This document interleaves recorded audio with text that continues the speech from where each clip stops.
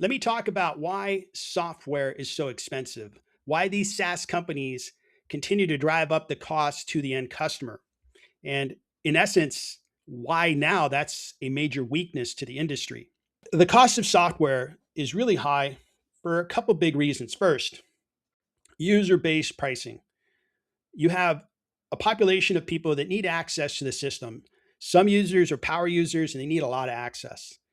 But most people are light users. They need very little access. But you pay full boat whether the person's in the system 5 hours a day or 5 minutes a month. And that really does make it expensive. Second, module pricing. These big platforms like SAP and Salesforce, Workday, Oracle, they provide different modules you could buy. A financials user would only have access to financials. An HR user would only have access to HR. And within those modules, they have additional modules that give the company more advanced functionality and also some optional modules like analytics. So pretty soon, a company's paying two, four, 10, $12,000 per year per user for each person. And if you have 1,000 employees, that adds up really fast. So the module-based pricing makes the per user cost really go up. And the last thing that I'll mention is all these companies, a key aspect to their growth is increasing your prices every year.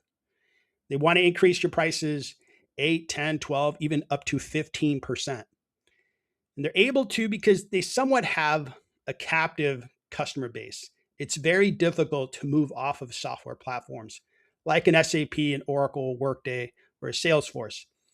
So they somewhat have a lot of leverage on customers. But when we have a disruption moment like we're having now with AI, where there is an exodus that has begun, where you're moving users away from accessing this enterprise software, it really changes the whole relationship between customer and software company. And it begins to give the company, the client, the customer, much more leverage. And that leverage you can use at this time to reduce your costs with the SaaS software company. That is a moment in time that we are going to look back and really see how much was gained over the next 5 years.